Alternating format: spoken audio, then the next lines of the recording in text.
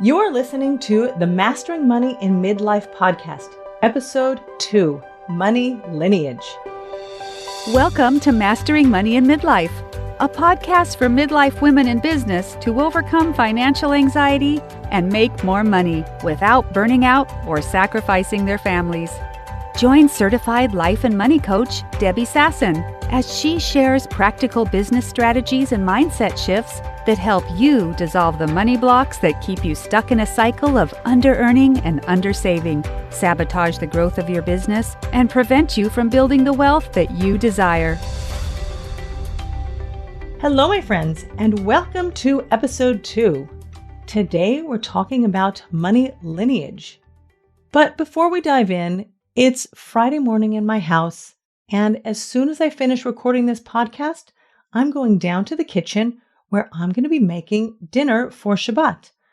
I have 4 of my married kids coming today and 6 of my grandkids coming for dinner, so we're going to be a large family. And in our house, whenever we have a lot of our kids and grandkids coming for dinner, it's kind of like cooking Thanksgiving dinner. And I know for those of you in the US, it's almost Thanksgiving, or maybe it's just after Thanksgiving, and you and your family and friends probably got together and also cooked a lot, sat down and had a meal together, and really enjoyed that Thanksgiving meal and the gratitude for the United States. And I want to add my little story because my family didn't come over to the United States on the Mayflower. They didn't land at Plymouth Rock. And thank you so much to my elementary school teachers who really ingrained that valuable information into my brain. My family came over to the United States from Germany in 1938 and 1939. On my dad's side, my grandfather was arrested in November 1938 on Kristallnacht. He was then incarcerated in Buchenwald for a few weeks before fleeing the U.S. in December of 1938. And then my dad and his mom, my grandmother, they arrived in the U.S. by ship. They landed in San Pedro, California on January 1st, 1939, and my grandfather was there to meet them. My mom's family fled earlier. Her parents left Germany in 1938, and my mom was born in the United States in 1939. So I have a tremendous amount of gratitude as a U.S. citizen for the United States, for opening up her doors to my parents and my grandparents and allowing me to grow up there and be educated there. And thank you very much. And for all of the U.S. citizens listening in, I think we have a tremendous amount of gratitude. Okay, money lineage. Money lineage is the inheritance that you received from your parents and grandparents around money. And just like you inherited from your parents and grandparents certain physical traits, like your eye color, your hair color, your body structure, sometimes I look in the mirror and I notice that I kind of look like my mom. And I remember my mom saying that she would look in the mirror and say like, "Hi, Mom." So I guess my physical lineage comes from my grandmother on my mother's side. I even remember my grandmother telling me that I looked like her. There you go. There must be something there. And in my family, a lot of the kids have sassy feet and sassy hands. And even my grandchildren, I've got like the blonde ones who look like their dads and the brown ones who look like their dads. A lot of them still have sassy feet. So we can inherit physical traits and characteristics from our parents and grandparents. And the same thing happens with money. We're all born into this world with a blank slate, and we watch our parents. Or if you're not raised by your parents, you watch your grandparents or your caregivers.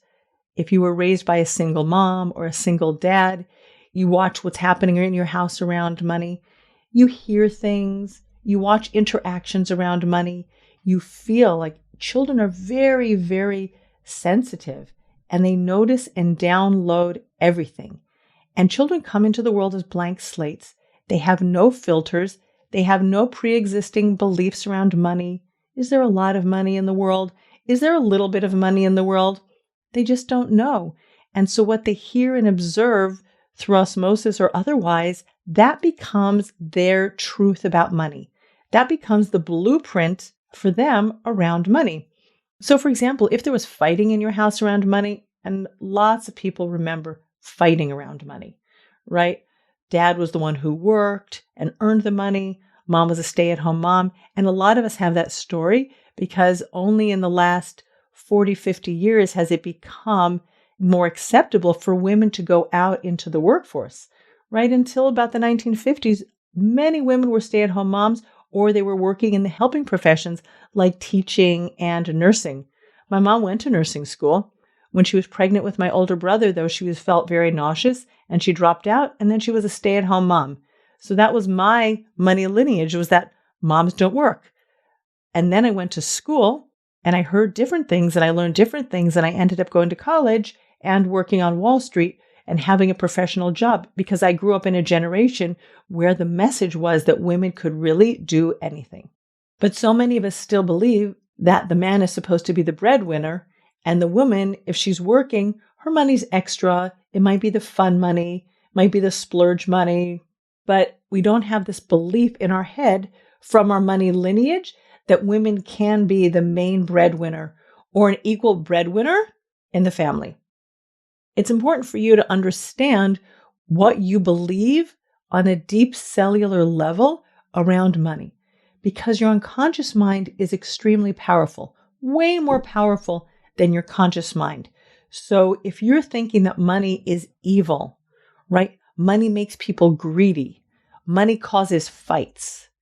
We're not like those people over there. They have money, but we're not like them, right? Or maybe you grew up and money was just easy. It just was. It just is.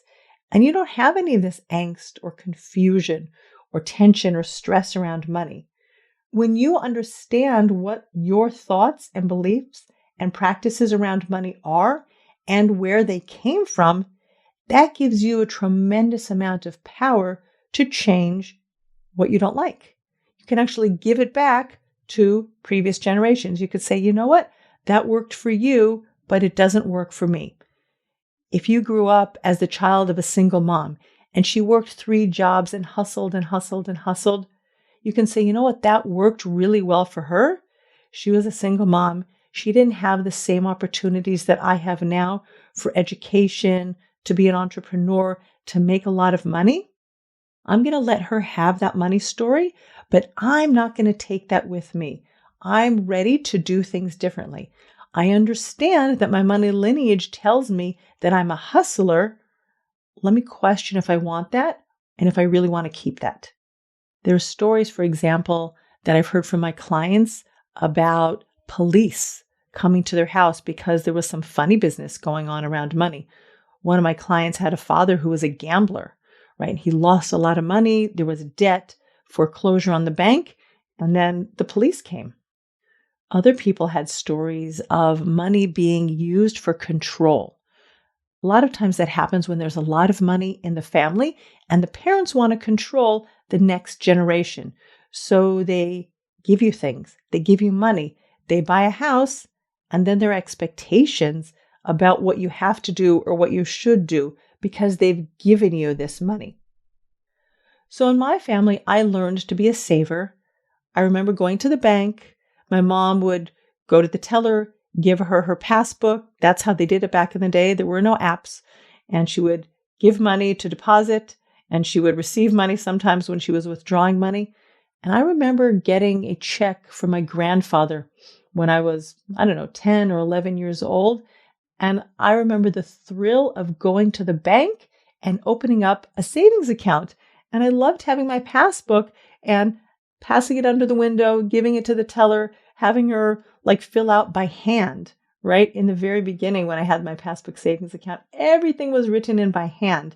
And I felt such a thrill watching my money increase in value. I inherited the importance of saving money. But other people grew up with the money message from their family, we're spenders, not savers. And that became the truth and the reality for them at that stage of life. And then later on, they had to question, or they get to question, whether or not they love that belief and they want to keep it. So wherever you are right now, if there's something around money that you want to change, the best way to change it is to create awareness around what you're doing and why you're doing it. Ask yourself, what money messages did I inherit from my mom? what money messages did I inherit from my dad? And really spend time. And if you do this exercise over and over again, 2, 3, 5 times, it's amazing what you can excavate from your unconscious mind because it's all there downloaded and imprinted. You just have to work a little bit to uncover it. And what's often the case for so many people is that money was a taboo topic. Right? Money still today, 2021, is a taboo topic. Not a lot of conversation is going on around money. We don't talk about how much we're earning. That's like, oh, that's a little bit gauche. People don't do that, right? We don't even talk about how much we paid for houses, how much we paid for cars. We let other people look around and like make their own calculations and assumptions in their head. We might talk about where we're going on vacation, but we're not going to talk about how much we spent on that vacation. So people can just sit on the sideline and assume.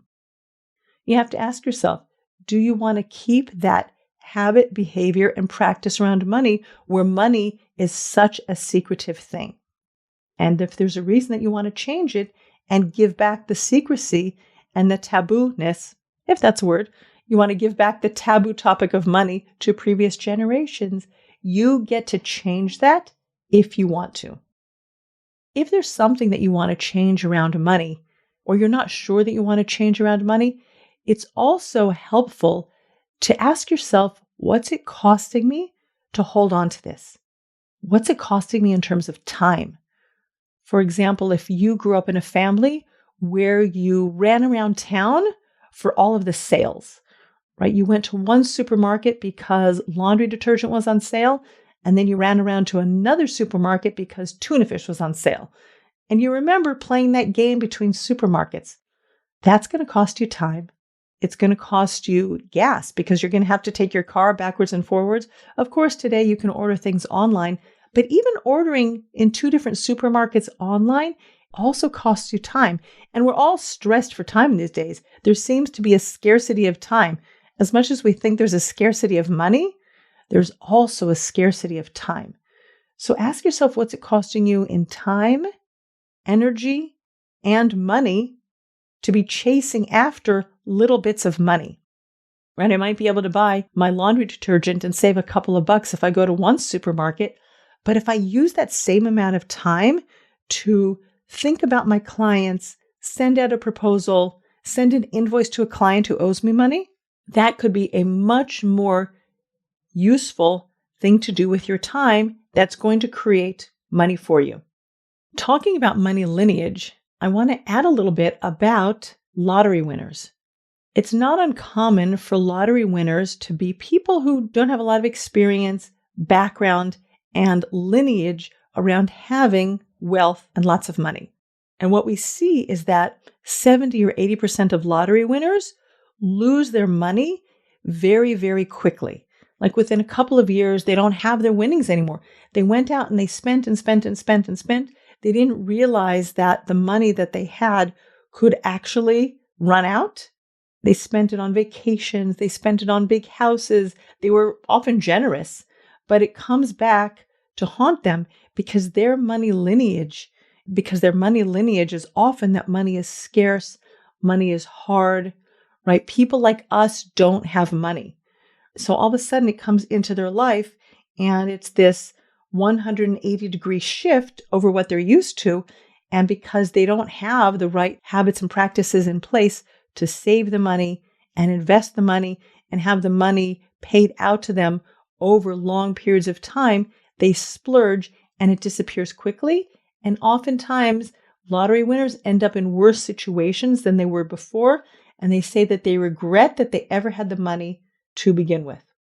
So I invite you to take time looking into your money lineage and asking yourself what you want to change and understanding the reason why you want to change it. Like if you know that those patterns and behaviors belong to a different generation and they're no longer serving you, let them go.